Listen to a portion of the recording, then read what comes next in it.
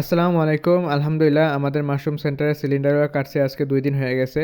তো 2 দিন হওয়ার পর দেখলাম আজকে যে অনেকগুলোতেই মাশরুম বের হয়ে গেছে।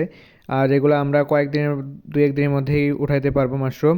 তো মাশরুম চাষের একটা মেইন কাজ হচ্ছে সঠিক নিয়মে এবং পরিমাণ মতো পানি স্প্রে করা। যদি আপনি বেশি পানি স্প্রে করেন তাহলে হচ্ছে সিলিন্ডারগুলো পচে যাবে, আবার যদি কম পানি স্প্রে করেন তাহলে হচ্ছে পিনহেড শুকায় যাবে।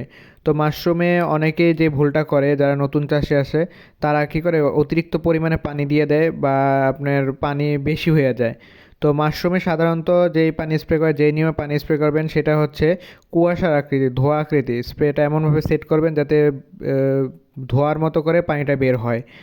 আর মাশরুমে কোনো নির্দিষ্ট পানি স্প্রে লিমিটেশন নাই যে দিনে 3 বার করলেই হবে, 2 বার করলেই হবে।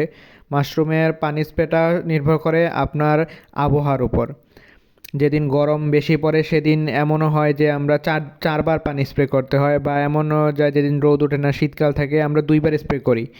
তো আজকে গরম অনেক বেশি পড়ছে, তো আমরা যে আজকে সকাল 7টার সময় একবার স্প্রে করছি, আবার 12টার সময় দেখতেছি যে অনেক গরম হয়ে যেতেছে প্যাকেটগুলো আস্তে আস্তে।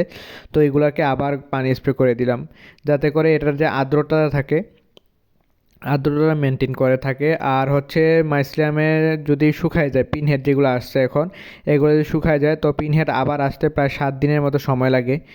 তো এর জন্য হচ্ছে মাশরুম ফলন আসতে দেরি হয়, হয়তো বা কেউ যারা নতুন চাষে তারা মেনটেন করতে পারতেছে না, যে পানি স্প্রেটা ঠিকভাবে না করলেই হচ্ছে মাশরুমের পিনহেড শুকায় যায়, বা পানি বেশি স্প্রে করে ফেললে তখন হচ্ছে মাশরুমগুলা পচে যায়। মানে যে প্যাকেটগুলোতে আমরা মাশরুমটা চাষ করি ওটাতে ভিতরে পানি জমে জমে আস্তে আস্তে পচতে থাকে। তো দেখেন আমার যে একটা প্যাকেট থেকে মাশরুম বের হয়েছে, তো সেটা আপনাকে দেখাচ্ছি। যে ওই যে পুরাটার মধ্যে অনেক সুন্দর করে পিন হেড আসছে, কিন্তু এটার থেকে, এই প্যাকেট থেকে শুধু 2টা কি 3টা মাশরুমের পিন হেড বড় হবে, আর বাকিগুলা বড় হবে না। ওইটা আস্তে আস্তে চাইপা যাবে, কারণ এই 2-3টাতেই পুরা প্যাকেটের শক্তিটা দিবে, এবং এই 2-3টা প্যাকেট থেকে মাশরুমটা বের হবে।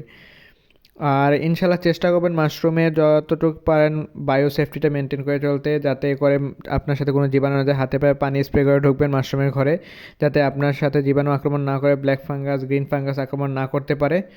তো আমাদের জন্য দোয়া করবেন। আজকে এই পর্যন্তই। আসসালামু আলাইকুম।